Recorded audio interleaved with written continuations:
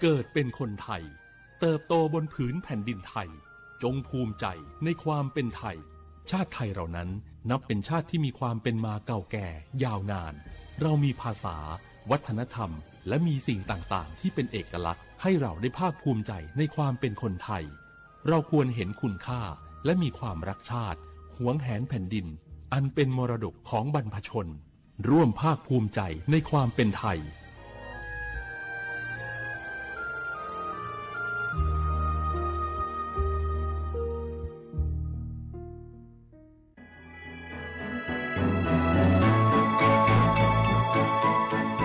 การปกครองระบอบประชาธิปไตยจะมีความมั่นคงก้าวหน้าเพียงใด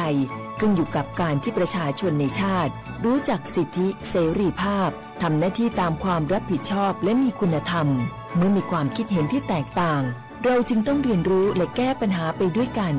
ด้วยความสามัคคีปรองดองของคนไทยทั้งชาติเพื่อก้าวสู่ประชาธิปไตยที่มั่นคงรู้สิทธิรู้หน้าที่ตามวิถีประชาธิปไตย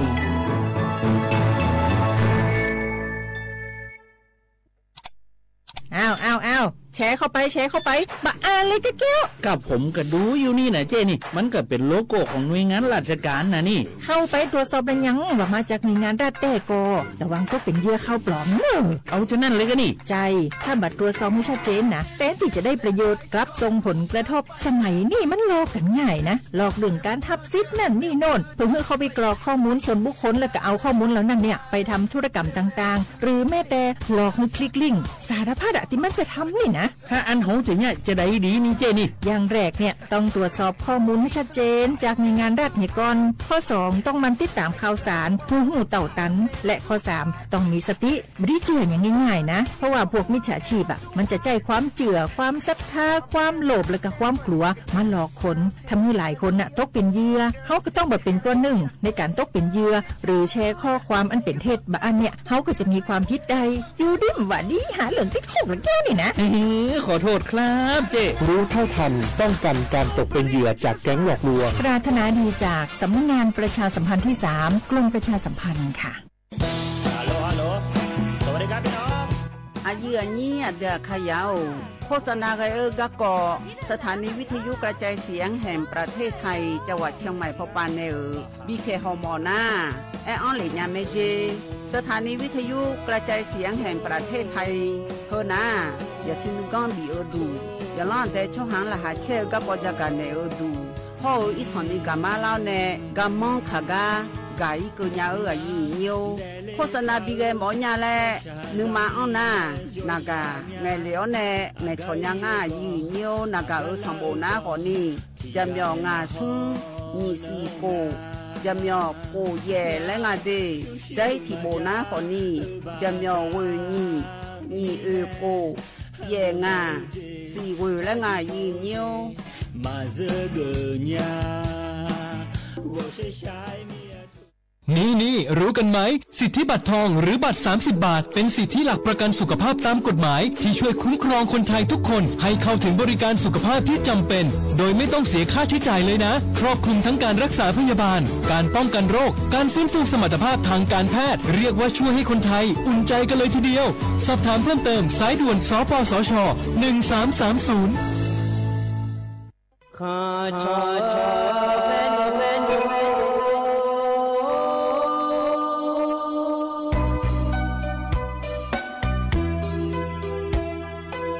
你照顾灵啊，到我土呀卡不，让你怎么灵啊，到我草呀卡不，草怕嘛是早茶路那一个，什么我那嘛是过来呀一个，我努嘛是。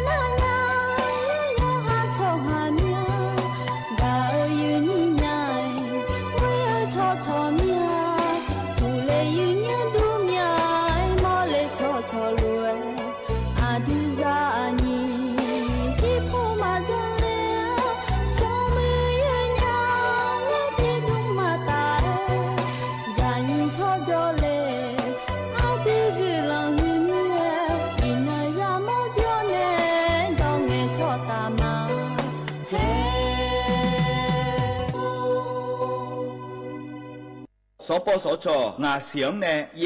สีละเฮโยกานาลุเจทมาบินนาลาวสิจกากาบิเอเมเฮอบัดทองยาเดกดูเฮลวยเมซามีอาบูซาพิเลอสีละตาพอที่โกละเฮ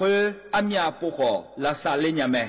ซาโกเสียงเนนีหวงเกมาทาเจเลนีลาซาลัวโยกานามาเลงนาโกนาเดเฮบาวานโกเชงาโคละตาเด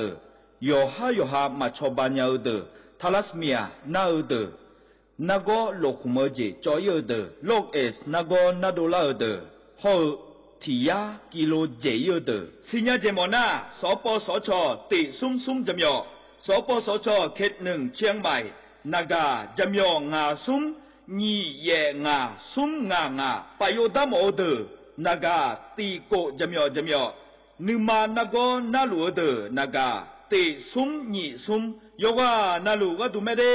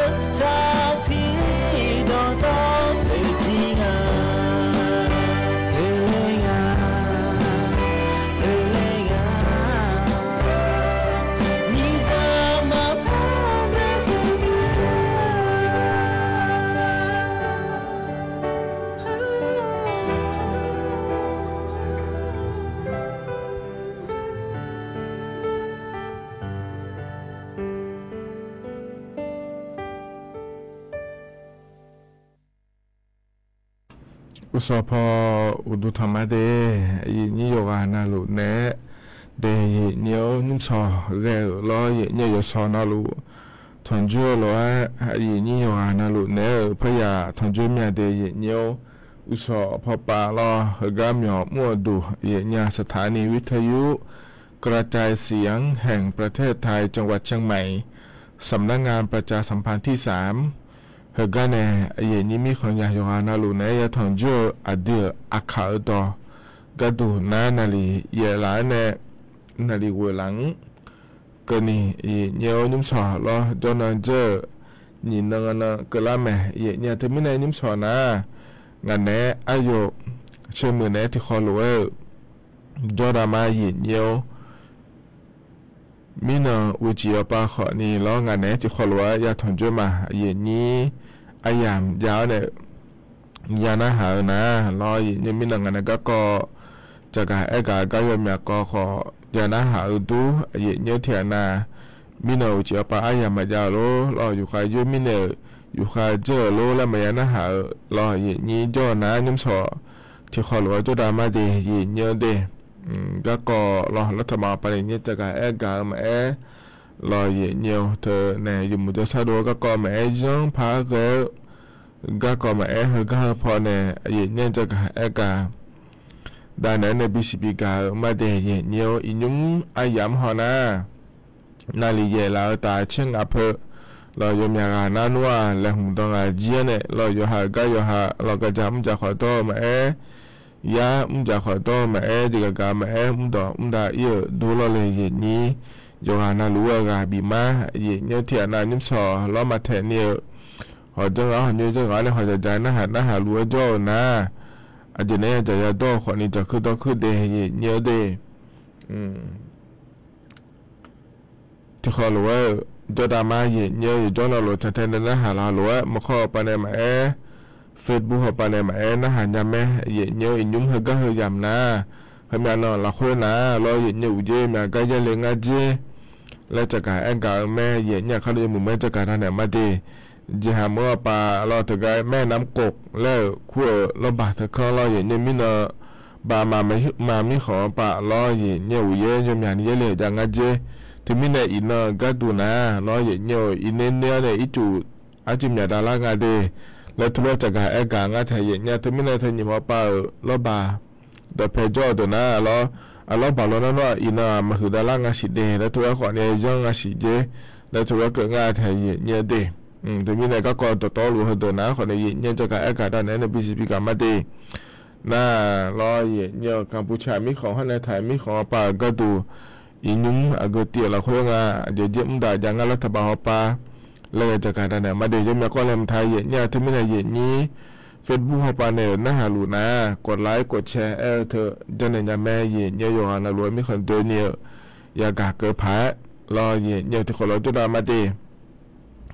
เพื่อการเนี่ยเย็นเนี่ยอันนั้นจะมาจากการแต่เนี่ยมาดีเย็นเนี่ยนิมสาวกาเย็นนี่เลยทางจู่ล้อเดี๋ยวอาคาอันนั้นนะเดี๋ยวเย็นเนี่ยอินก็ดูนะขอเนี่ยโหที่นั่งฉลางเย็นเนี่ยล้อลาบาชอย่างเดี๋ยวอินนะเดี๋ยวบาลานซีโกซีอาโคนาเซที่โหงาเย็นเนี่ยท้ายอันนั้นนะอินวันอังคารและแม่แต่ล้ออันนั้นนะอันนั้นนี่เชื่อบาลาฮซีล้อมิถุนายนอาโคนะนี่พังงายาโกเชียเดยเนี่ยเดเป็นอาโคตัวละตัวละเย็นนี่ละถอนจู่ยุ่มสออายามละคุยเย็นเนี่ยไอ้ส่วนการเปลี่ยนพอในปีหน้าหาดาวต่อชานะคนในนามาเพื่อดาล่างและชาต่อชาให้เรายุ่มต่อชาทิบยุ่มได้ปีหน้าหาดามาเย็นเนี่ยเราอายุมีเดเนชาต่อชาเย็นเนี่ยเฮิมหุ่นนะอายามหุ่นนะบริหารในชาเราคุยต่อชางาดีอาคนนี่พังงายางเชี่ยวโกเงี้ยโคเน่แม่เย็นเนี่ยเราเธอผู้เน่หมอและเอลังและชาต่อชาดีเดี๋ยวเราดูเราที่คนไว้นะหาเปียวดามา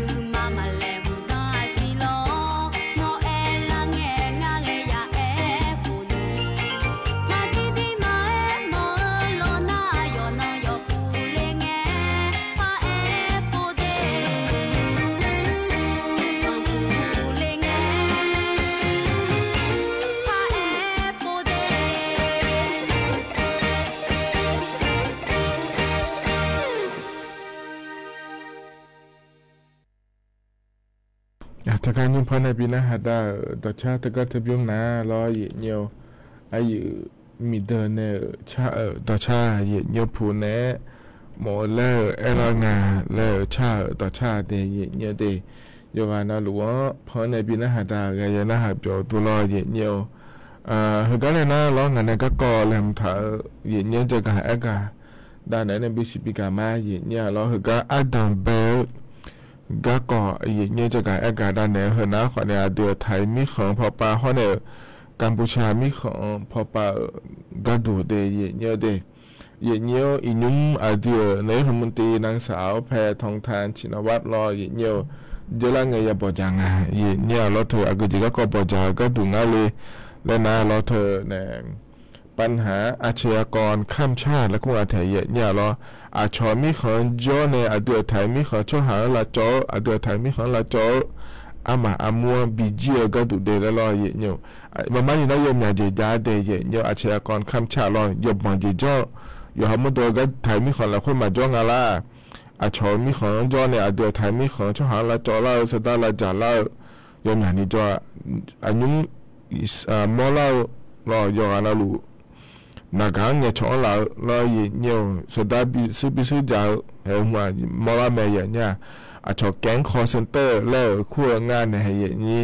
รอแก๊งคอเซ็นเตอร์เท่านั้นขอเนี่ยนักกะรอเดี๋ยวไทยมีเขามาจ้องกันเป็นแบบนี้นะเราอย่างนี้ว่าเราไทยมีเขาน่ายิ้มในเราอย่างนี้ยุบาชมีเขาจอยงานเถอะเรามีขาตาพอปลาแล้วแยกกันเราในอย่างนี้เรานั่นถือการงานในมังเงเดเดี๋ยวนี้มุติโอปาในดอเหรอเรา UN และคู่งานไทยเนี่ยองค์การสหประชาชาติและคู่ปาในจะโดเหลือหน้าเราทุกอย่างก็กัมพูชามีขอในอย่างนี้เราอย่ามองอาเจและทุกเรื่องงานไทยเนี่ยเดเธอยมหยาเนี่ยพระเจ้าอาเจถอยเนี่ยอาชอมีคนมาเชื่อยมหยาเนี่ยกัมพูชาพยายามมองอย่างอาเจแต่ก็ทุกรู้ทุกเนี่ยยบบนเจมัวเดเนี่ยเดแต่ก็แต่พอเจ้าเนี่ยรู้เราเลยเนี่ยเธอมีเนี่ยเดเดี๋ยวนี้มันจะไปกัดดูเราเนี่ยบาลาซุ่มสีละคนเนี่ยเขาก็ละคนบิมุดาลากัดดูเดแล้วเจเดแล้วตัวก็งาเทียเนี่ยเราเจริญเงินมันนี่นะรัฐบาลไปดูไม่เลยเจหลับแม่เนี่ยนี่เราอินเทอร์เน็ตหุ่มมาเธอเจเนี่ยมาบิยูมามีจามาบิยูมาเราให้เนี่ยเธอเนี่ยนำมาออนเนี่ยมาเราเลยนี่เจริญเงินเราหัวจนได้ยมอย่างก็อย่าไม่ยอมเอาปะเราเนี่ยเธอก็น่าชอบแกงคอเซ็นเตอร์แล้วควรจะดูมิขาตาหัวปะจ่อยก็น่ารู้เธอก็จะดูมาบิเกอร์เนี่ยก็ดูมาบิยุมเนี่ยก็ดูเดลจนได้หลังเลยเจเนี่ยเธอไม่เนี่ยเฮก็เฮน่าแต่มังเงเราเนี่ยอินุมน่าเดี๋ยวถ่ายช่วงหาฮอลลูดาก็ดูเดลเฮน่ามาเชพระชนเทระเนี่ยพระฮอลลูดาเนี่ยก็ดูเลยจนได้เจเราเนี่ยเธออาจจะจุดผ่านแดนแล้วคู่เราเนี่ยมีขาจะมีขาอีเจล่าเจดูยมยากาพิเทเราถึงกับกัมพูชามีขอเนี่ยจะเธอพอไม่งั้นเจเราเนี่ยมีเรามีอย่างนี้ที่เราไปยังฮอนะแม่ทัพภาคที่1แล้วคู่เราไทยเนี่ยแต่ถ้าอายุเกิดถาวบาพอปาฮอลลูดาเราสาเกียฮอปาก็ดูก็เราอยู่พอรู้พิเทจีเดแล้วตัวก็งาไทยเนี่ยโลเคมมาบีลาชัวเขามาบีลาเจเนี่ยสมบูรณ์ยาฮอเนอร์เรา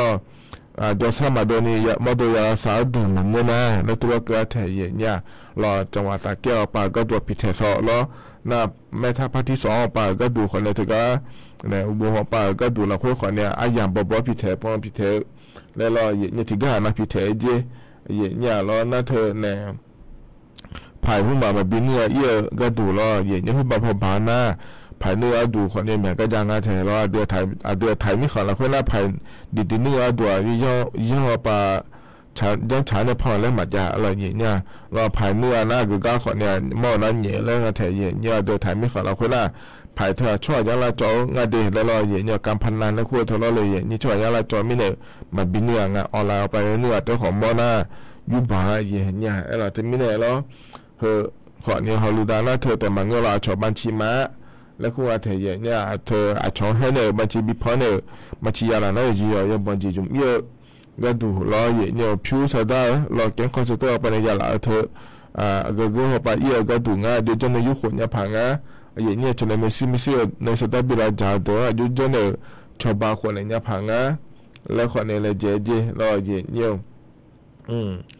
na iso ngane ko lo to ga ke ko so te ne ha jo ko ye no to pa ha sinya mi khata go pa ko ni le lo ye nye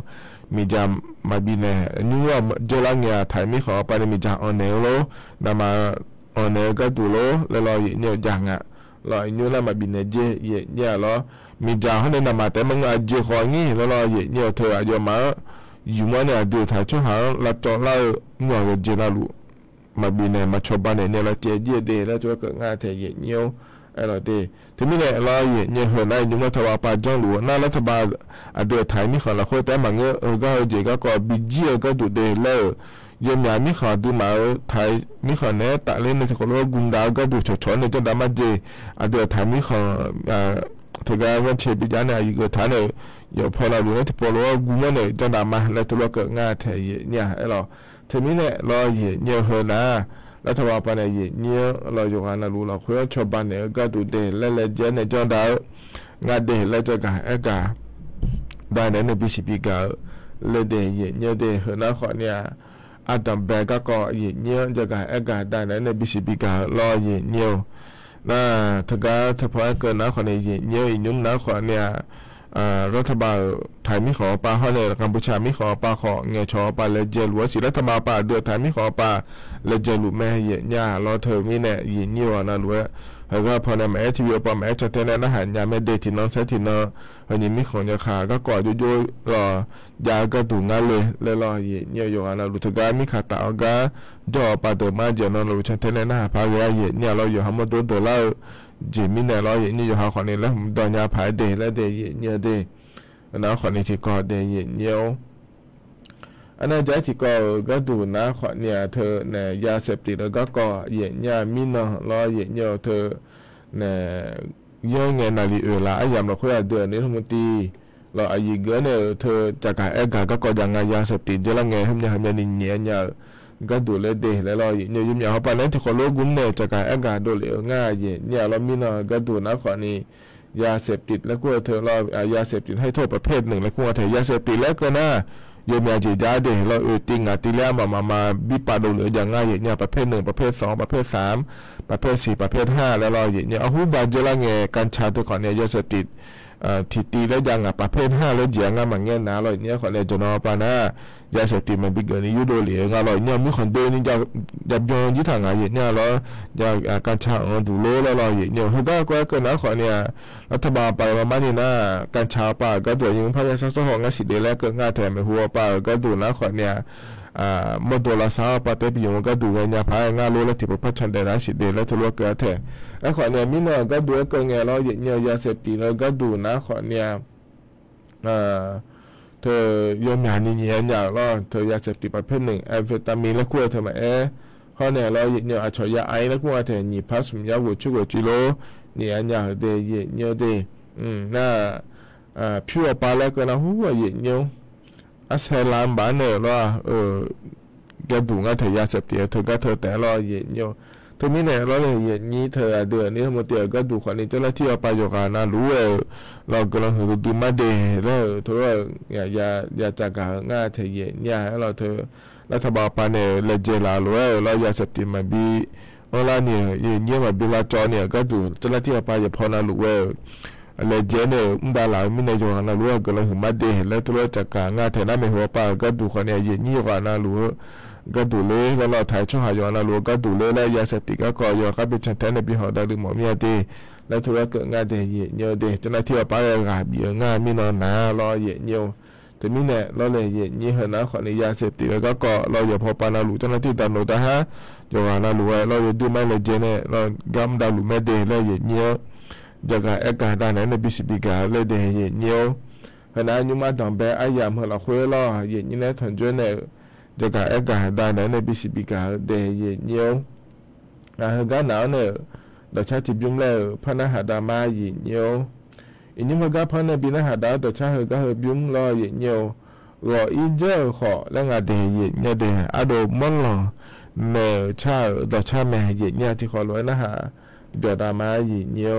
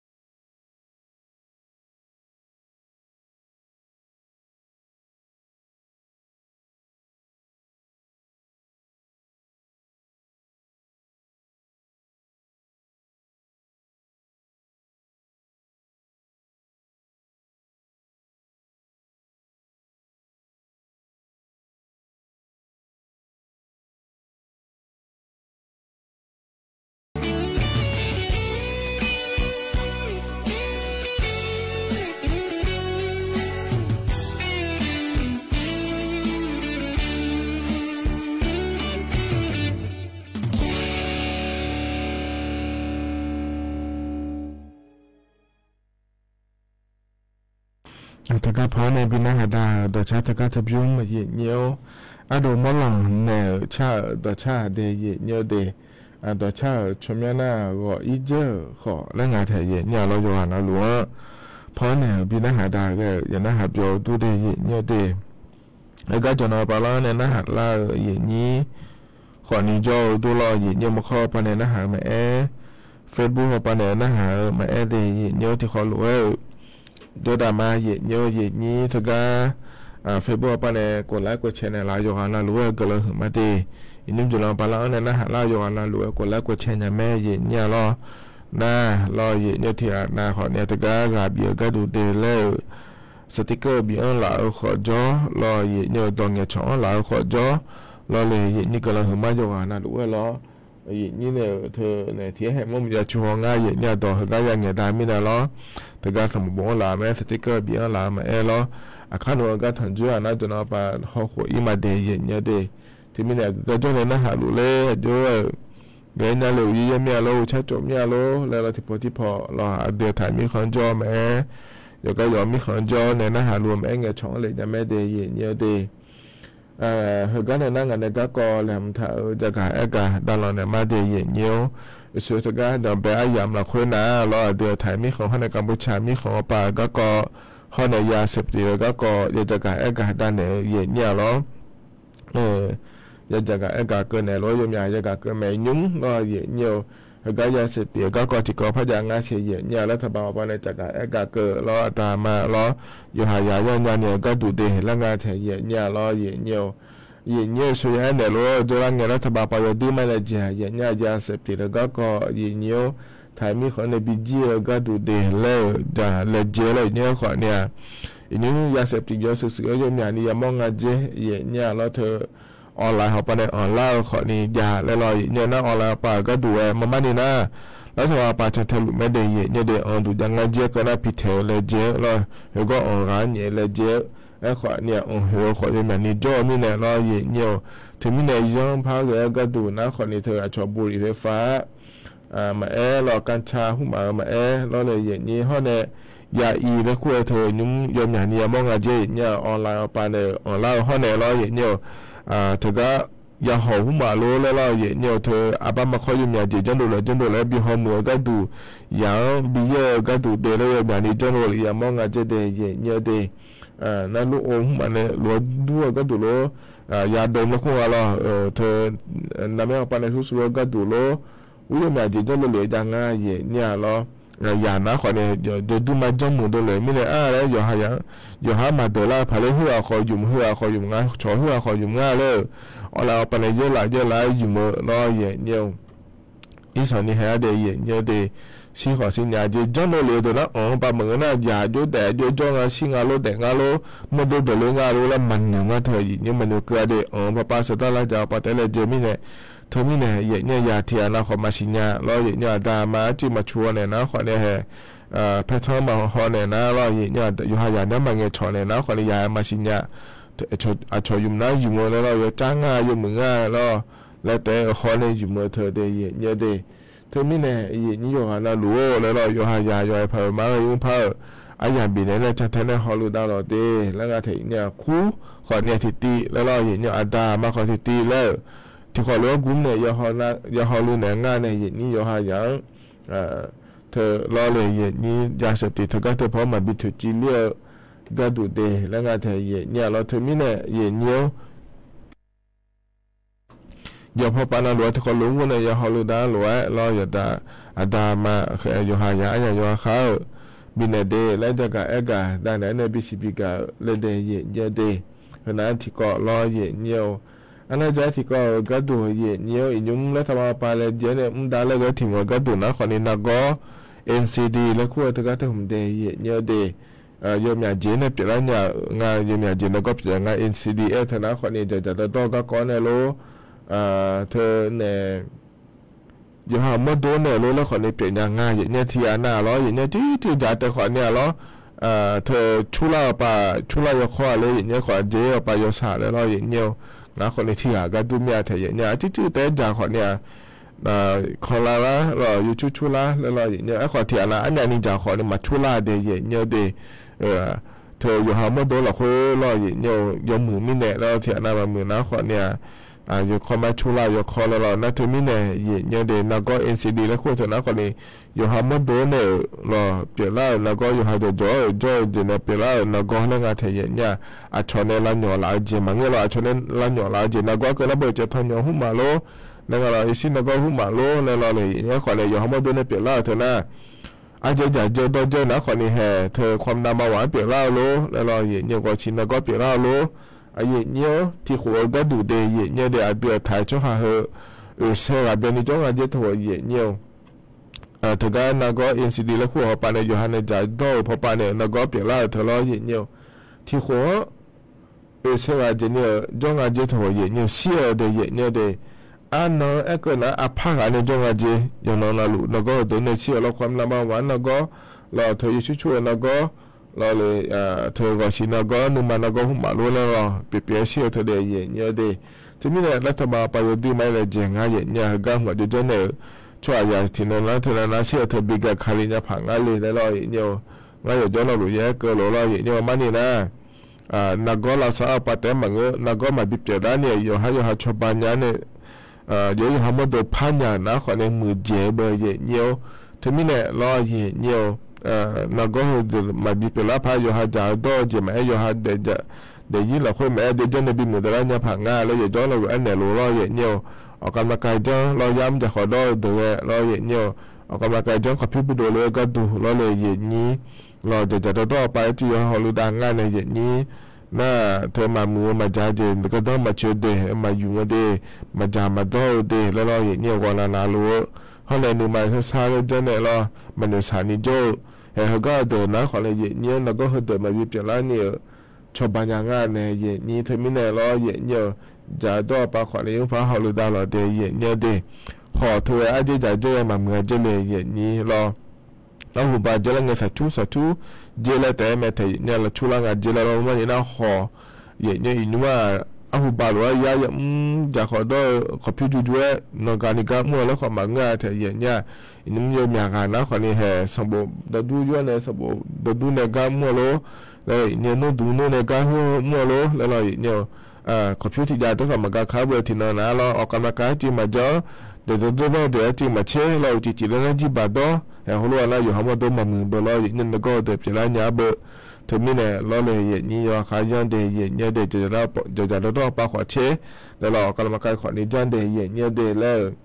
จะกะเอกะดันเนี่ยเดียเนี่ยเดียนะใจที่ก็แล้วพระจะกะเอกะดันเนี่ยบิสิบิกะเนี่ยห้องเนี่ยอาศัยนิ่มสาวกะเนี่ยเนี่ย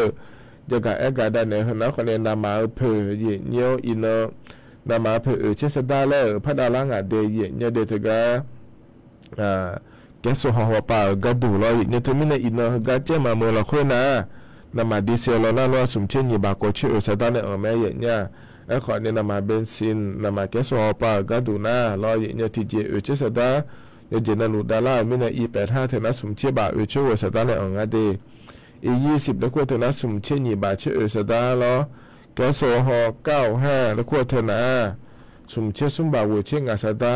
สมเชื่อบะสมเชื่องาสดางาเดีเขาเนี่ยอาศัยนะคนเนี่ยแกส่งหัวก้าว1เท่านั้นสมเชื่อสมบ่าวที่สดาเนี่ยงาเดียเนี่ยเดนะคนเนี่ยต่อหลุดล้อนิ่มสอล้อกายอย่างนี้นะถังจู่ไอ้ยำเหรอเพื่อจะกายกาด้านเนี่ยบิสิบิกาเดียเนี่ยเหตุการณ์นั้นเนี่ยเราเดี๋ยวจะจิบยุ่งเลยพนักหาดามาเนี่ยเรายุ่งเหตุการณ์พนักบินหาดานะคนนี้งามานี่กาหมอหมดเนี่ยแล้วชาต่อชาเดียเนี่ยเดที่ขอรู้นะฮะจอดามาเนี่ย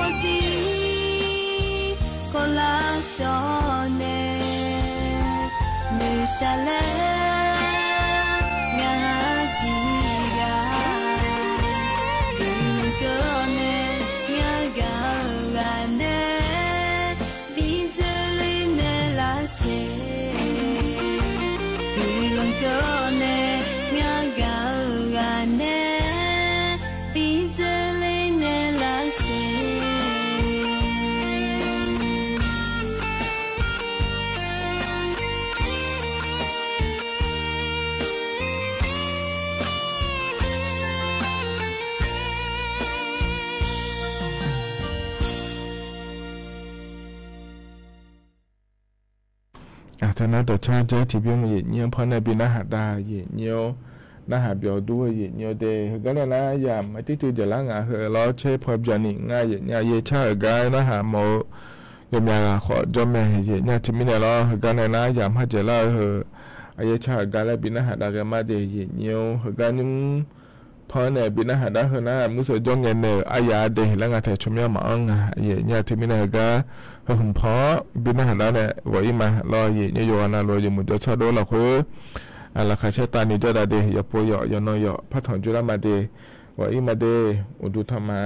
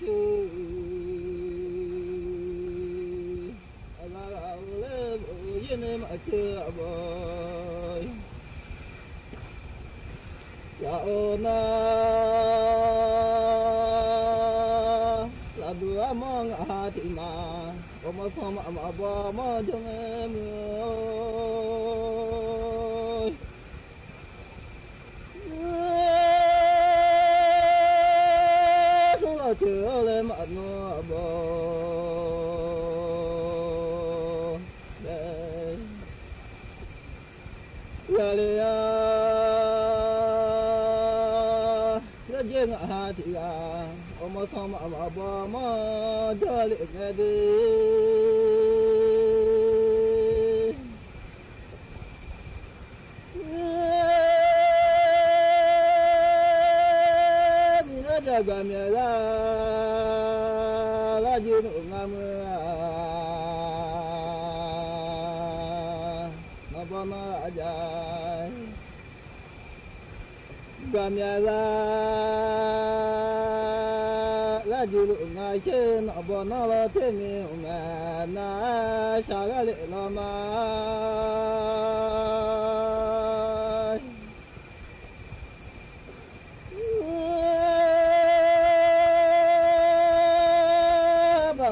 sư la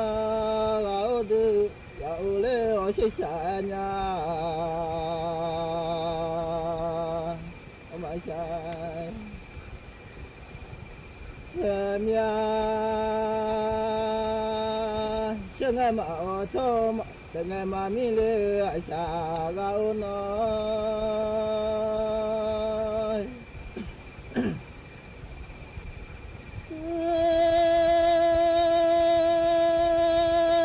ngày mà cho từ ngày mà mi lư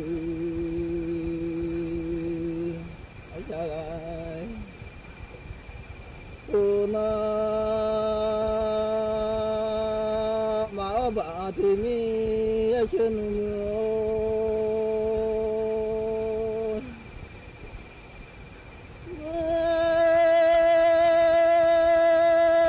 nó bữa lên thì chi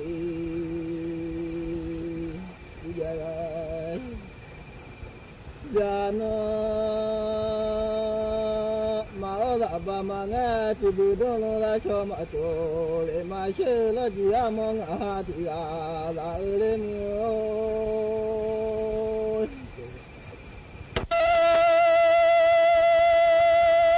thì cả mà chơi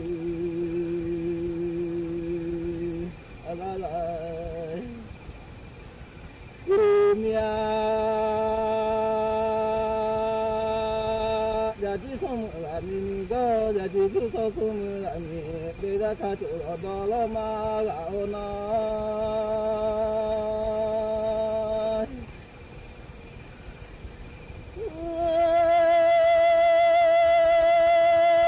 mà nếu bỏ lại mình ra chú lão đi đồ ăn nó thì là nó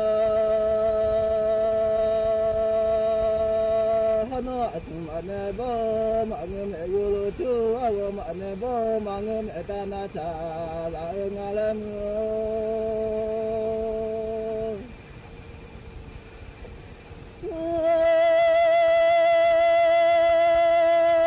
nó khá là mà nè bố là mẹ yêu chú cả lo mà nè bố là mẹ ta na cha là nó dua mong hati a tapi ang masini majali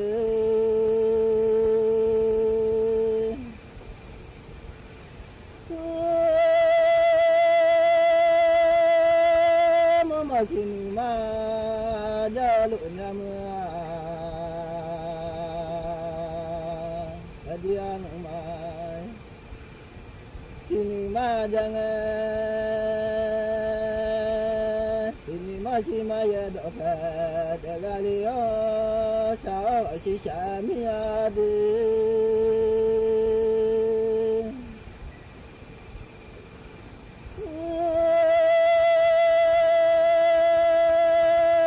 chama da ma to na ma shuda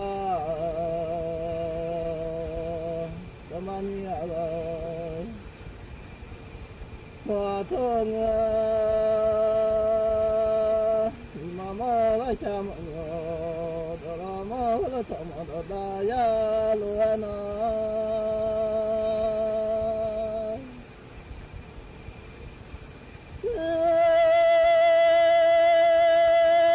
nếu tôi đã mà đó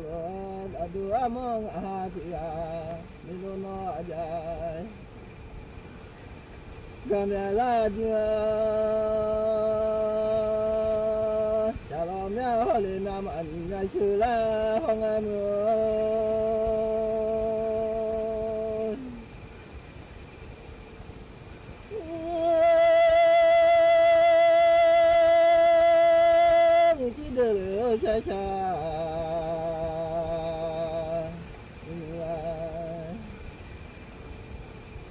na chama mi alo abyo mi ti de la sa sa mi no la na she o se sa nya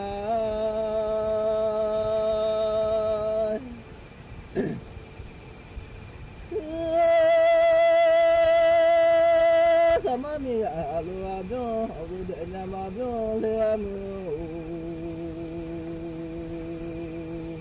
gu ma lo de ya ma byo le ha we ma mu de nya mi lo byo la u le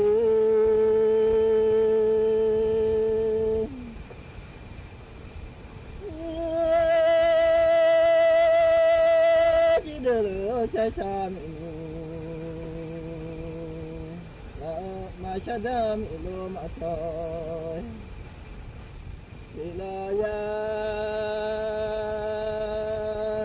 sa sa dam ilo denya dam lom ikidelo sa sam no au se o sha sha nya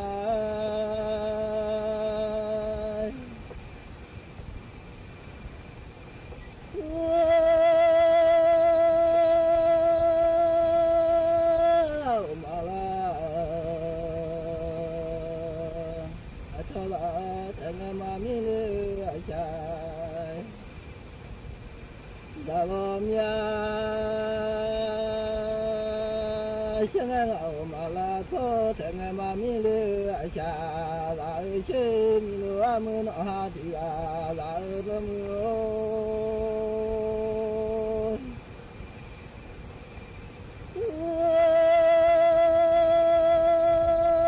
senang au la atono au pulang ya shuri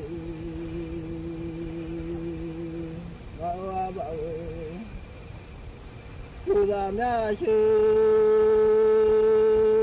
ma ni nya no tena ma mi le asha la la no ma mi a ti la sha ko ta mu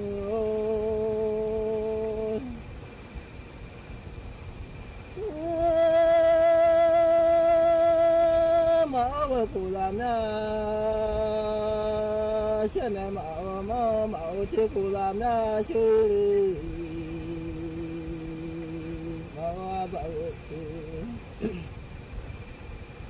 Kula na shu ma ni nya no ma mi a ti a sha ko ta na ma mi mo ma mi a ti a sha ti ko ta ma la mu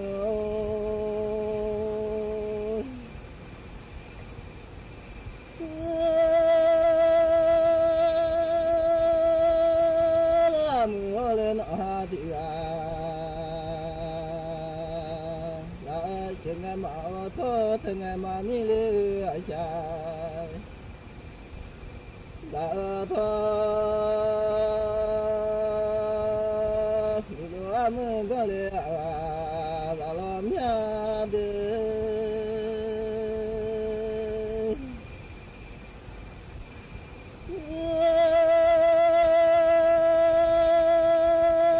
tama lo ma to lo na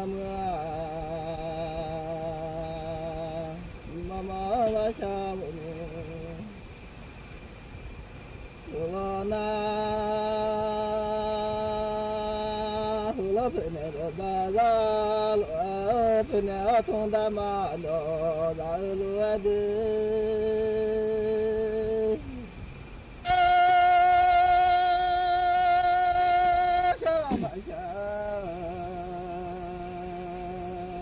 Thực ra cha đừng chia xa đi lấy không ạพาบุโจพาบุเนนารู้เร็วรู้จริงเกาะติดทุกสถานการณ์